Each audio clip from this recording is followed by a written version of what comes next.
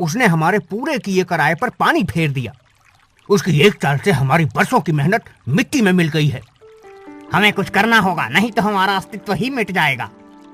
सरदार, आप कुछ बोलते क्यों नहीं हैं? यह वक्त कुछ बोलने का नहीं बल्कि कुछ करने का है। आपको जो भी करना है बहुत जल्दी कीजिए सरदार। कहीं ऐसा ना हो कि हम सबको समुद्र छोड़कर हमेशा हमेशा के लिए जमीन पर रहने पर मजबूर होना पड़े, क्योंकि उसकी वजह से अब सिर्फ कुछ लुटेरे ही बचे हैं। बाकी सबको राजा ने बंदी बना लिया है। वो दिन कभी नहीं आएगा। उसने हमारी बिरादरी के साथ जो किया है उसकी सजा उसे जरूर मिलेगी। लेकिन सबसे पहले तू जाकर ये पता लगा कि उसकी तीनों बहनें इस वक्त कहाँ हैं और क्या कर रही हैं।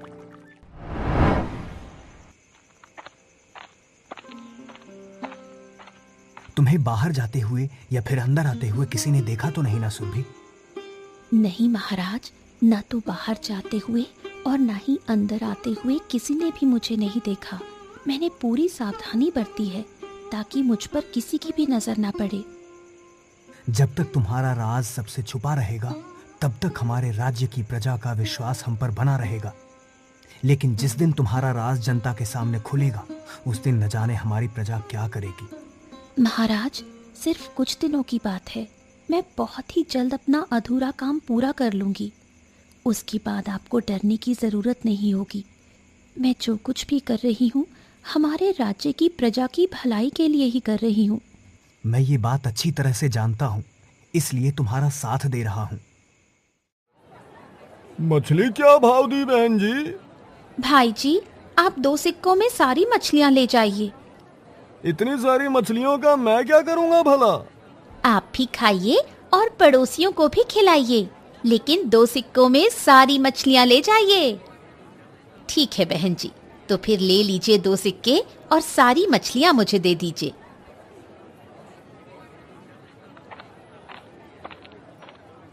अपना आज का काम तो हो गया, चलो अब यहाँ से चलकर अपना असली काम करते हैं।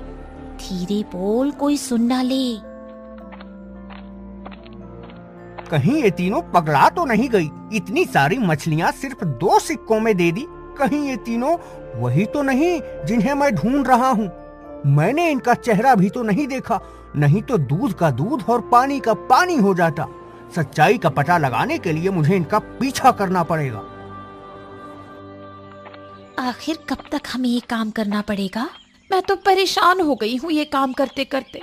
मैं एक बार फिर से बेफिक्र होकर समुद्र की लहरों के बीच जाने के लिए बेताब हूँ। बस कुछ दिनों की बात और है, उसके बाद हम तीनों समुद्र में फिर से राज करेंगे। लगता है कोई हमारा पीछा कर रहा है। अगर ऐसी बात है तो फिर हमें उसे चकमा देना होगा। लेकिन वो कैसे? ठीक वैसे ही जैसे हमारे पिता समुद्र में अपने दुश्मनों को चकमा देते थे। मैं तुम्हारी बात समझ गई। तुम्हारे कहने का मतलब है 3 तिगाड़ा काम बिगाड़ा।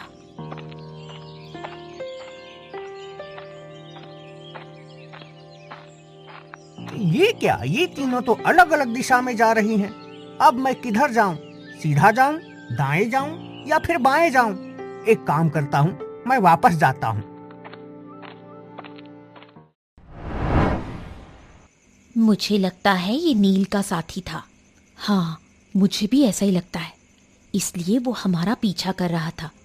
आज तो हम सब उससे बच गए। अगली बार न जाने क्या होगा। तुम सही कह रही हो दीदी। समय रहते अपना अधूरा काम पूरा कर लें, उसके बाद हमें नील से डरने की कोई जरूरत नहीं होगी। अगर पिताजी हमारे साथ होते तो हमें किसी से भी डरने की जरूरत न होती।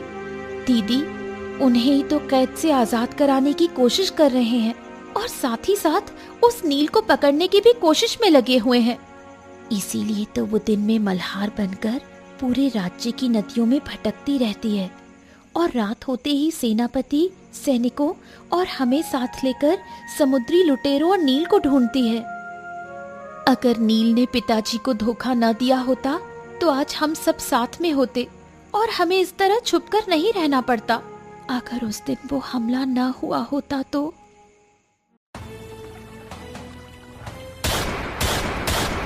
हमारा गोला बारूद खत्म हो रहा है और मुझे नहीं लगता कि अब हम राजा की सेना का और मुकाबला कर पाएंगे। क्योंकि हम बुरी तरह फंस चुके हैं। हमारा बचना बहुत मुश्किल है। अब हमारे पास दो ही रास्ते हैं, या तो हम सब बहादुरी से लड़ते हुए मारे जाएं, या फिर नाव छोड़कर भाग जाएं। हम सभी आपके साथ हैं सरदार। जो आपका फैसला होगा वही हमारा फैसला होगा। मैं पूरी जिंदगी बहादुरी से जिया हूँ और बहादुरी से मरूंगा भी, इसलिए मैं अपनी नाव छोड़कर कहीं नहीं जाऊंगा। लेकिन फिर भी मैं तुम लोगों को फैसला करने का हक देता हूँ। जो यहाँ रुकना चाहता है रुके और जाना चाहता है तो जाए। मैं यहाँ से कहीं नहीं जाऊंगा। मैं नाव छोड़कर नहीं जाऊंगा। सरदार, आप जहाँ होंगे वहीं हम सब होंगे। मैं तुम जैसे साथियों को पाकर खुद को खुशकिस्मत महसूस कर रहा हूँ, लेकिन मुझे अपनी बेटियों की चिंता है। उनका क्या होगा?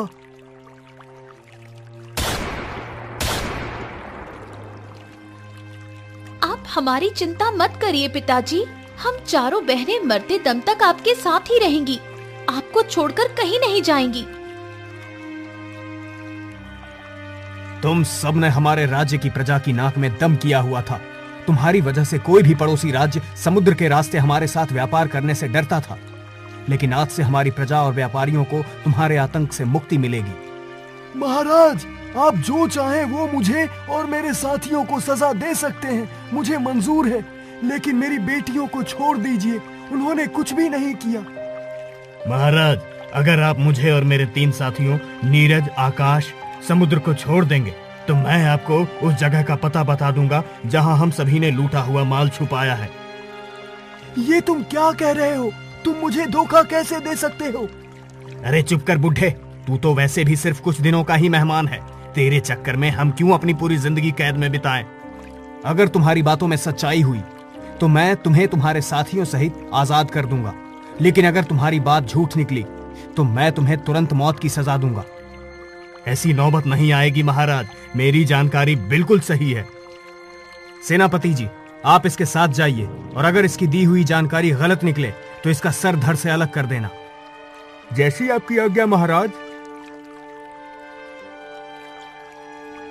महाराज, आप मुझे उम्र भर के लिए कैद खाने में बंद कर दीजिए, लेकिन मेरे पिताजी को छोड़ दीजिए। हाँ महाराज, आप हम चारों बहनों को कैद कर लीजिए, लेकिन हमारे पिताजी को जाने दीजिए। मैं अपनी प्रजा की भलाई और राज्य की समृद्धि के लिए तुम्हारे पिता को नहीं छोड़ सकता, क्योंकि ये एक समुद्री लुटेरा है। अगर आप मेरे बूढ़े पिता को आजाद नहीं कर सकते, तो फिर आपने नील और उसके साथियों को आजाद करने का वचन क्यों दे दिया? मैंने ऐसा इसलिए किया क्योंकि अगर नील की जानकारी सही साबित हुई तो मैं उस खजाने का उपयोग प्रजा की भलाई के लिए करूंगा।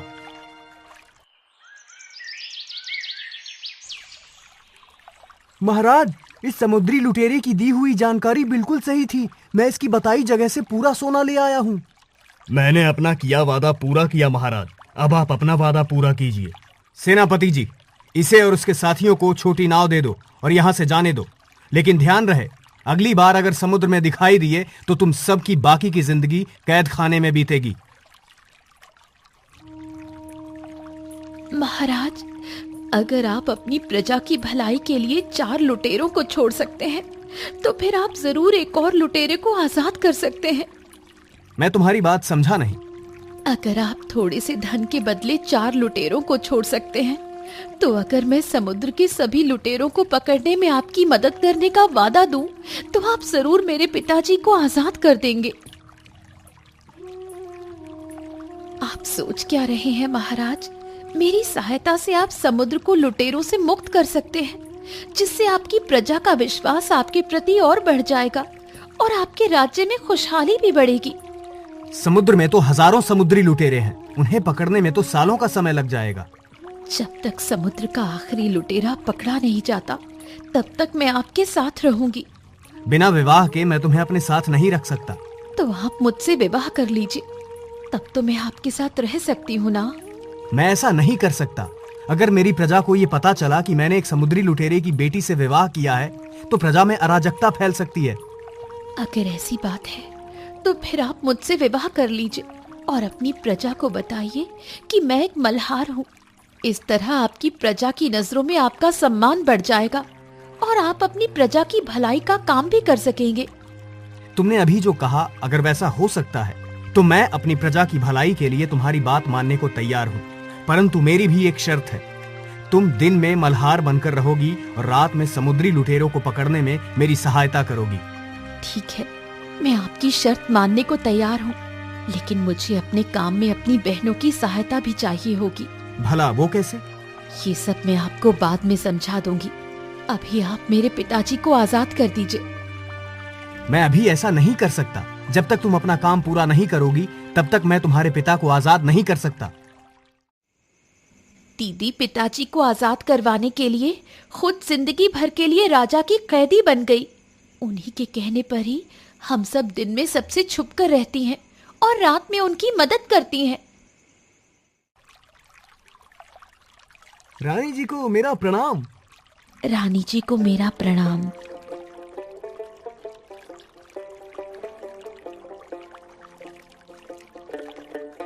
हमारे राजा कितने दयालु हैं ना, उन्होंने एक मल्हार की बेटी से शादी की है। हाँ, तुम बिल्कुल सही कह रहे हो। हमारे राजा दूसरे राज्य के राजाओं से बिल्कुल अलग हैं। वो अमीर और गरीब में भेद नहीं करते, अपनी प्रजा को एक बराबर सम्मान देते हैं। तभी तो उन्होंने ऐसा किया।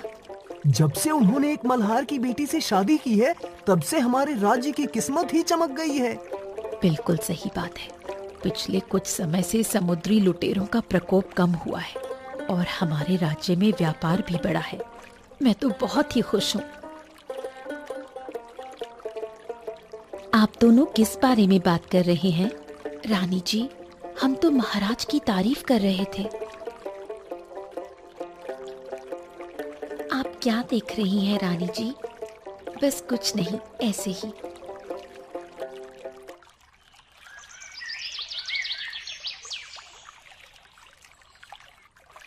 मैंने दिन का काम तो अच्छी तरह से कर लिया, अब रात के काम की बारी है। चलो साथियों, समुद्र को लुटेरों से मुक्त करवाते हैं। सेनापति जी, सैनिकों को हमले के लिए तैयार कीजिए। कुछ दूरी पर समुद्री लुटेरों की एक नाव है। हमें क्या करना है दीदी? तुम दोनों वही करो जो तुम सबसे अच्छा करती हो। इसका मतलब कि हमें उन लुटेरों का ध्यान भटकाना होगा ताकि वो आपकी नाव को आता हुआ ना देख सकें। तुम बिल्कुल ठीक समझी।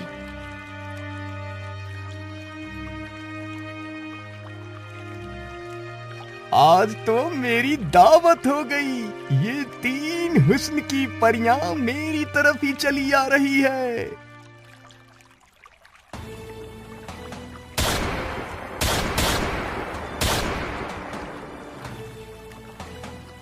आप सबकी मदद से आज समुद्र के आखिरी लुटेरे का खात्मा हो गया। इसका मतलब कि अब हमारे पिताजी महाराज की कैद से मुक्त हो जाएंगे। अभी नहीं, क्योंकि अभी सिर्फ उन लुटेरों का सफाया हुआ है जो समुद्र में थे। अभी वो लुटेरे बचे हुए हैं जिन्हें नील ने संरक्षण दिया हुआ है। जब तक उनका खात्मा नहीं हो जाता, तब तक पिताजी को कैद में ही रहना पड़ेगा। अगर ऐसी बात है, तब तो हमें उन्हें जल्द से जल्द पकड़ना होगा। लेकिन ऐसा होगा कैसे? वो आप मुझ पर छोड़ दीजिए सेनापति जी। दीदी, अगर आप उस धोखेबाज को पकड़ना चाहती हैं, तो हम आपकी मदद कर सकती हैं। वो कैसे? दीदी, हमें लगता है कि कुछ दिनों पहले उसका एक साथी हमारा पीछा कर रहा था, लेकिन हमने उसे चकमा दे दिया था। अगर वो सच में ही उस धोखेबाज नील का साथी था, तो जरूर एक बार फिर हमारा पीछा करेगा और इस बार हम खुद उसके जाल में फंसकर उसे फंसा लेंगी। वो कैसे?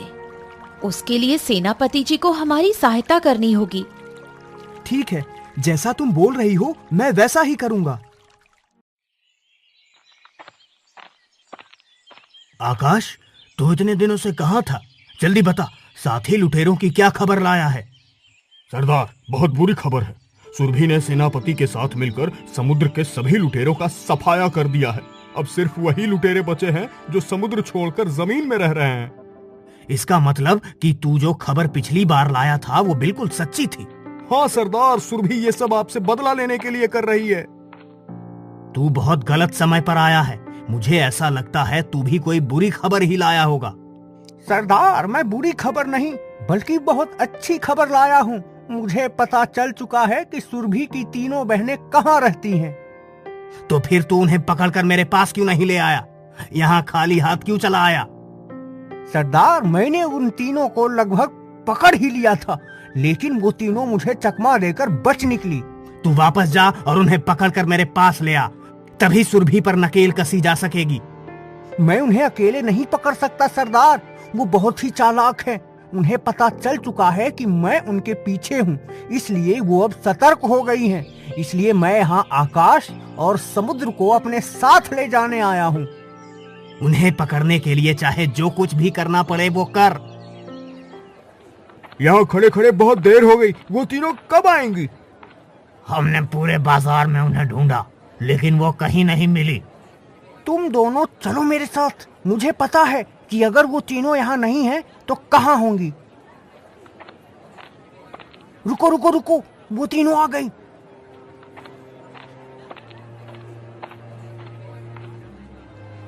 बहुत दिनों से तुम्हारी तलाश थी, आज आई हो पकड़ में। हमें कुछ मत करना, हमें यहाँ से जाने दो। तुम्हारी बहन की वजह से हमें बहुत परेशान होना पड़ा, अब उसे बताएंगे कि हम क्या कर सकते हैं। तुम तीनों चुपचाप हमारे साथ चलो, नहीं तो हम अभी तुम्हारा काम तमाम कर देंगे। ठीक है, हम तीनों तुम्हारे साथ चलने के लिए तैयार हैं।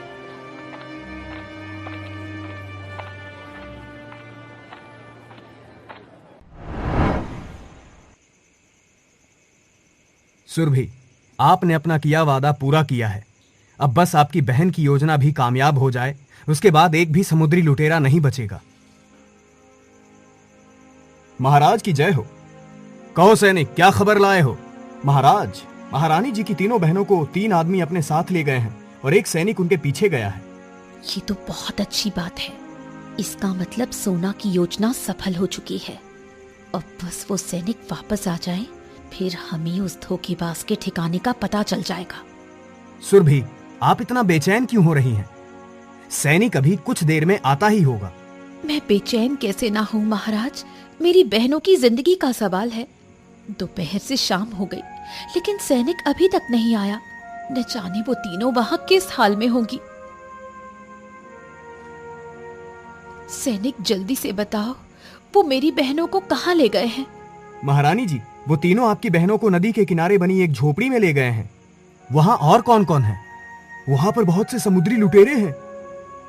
महाराज, जल्दी से सैनिक की बताई जगह पर सेना लेकर चलिए और बाकी के बचे समुद्री लुटेरों को कैद खाने में बंद करने का इंतजाम करिए।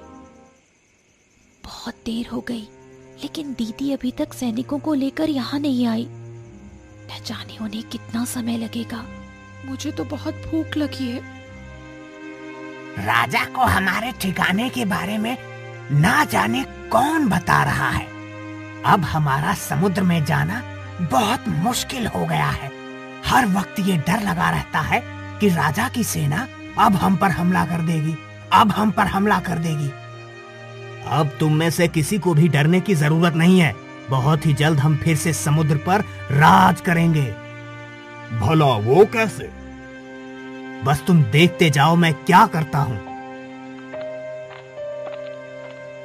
तुम सबको हमारी सेना ने चारों तरफ से घेर लिया है। अगर जरा सी भी होशियारी दिखाने की कोशिश की तो तुम सभी मारे जाओगे। मैं तुम सबको राजद्रोह करने के जुर्म में बंदी बनाता हूं। लेकिन महाराज, आपने तो हमें मुक्त किया था। मैंने तुम्हें मुक्त जरूर किया था, लेकिन तुम्हें राजद्रोह करने की छूट नहीं दी थी। तुमने समुद्री लुटेरों का साथ दिया है, उसकी सजा तुम्हें जरूर मिलेगी। आपको यहाँ का पता किसने बताया? कौन है वो गद्दार? गद्दार के साथ भला कौन गद्दारी करेगा? तुमने मेरे पिताजी को धोखा दिया था, लेकिन तुम भूल गए थे कि उनकी 4 बेटियां हैं जो तुमसे ज्यादा होशियार हैं। तुम मेरे बिछाए जाल में फंस गए। कैसा जाल? उम्र भर कैद खाने में बंद रहोगे। तो मेरे बिछाए जाल के बारे में सोचने का तुम्हारे पास बहुत समय होगा, तो सोचते रहना।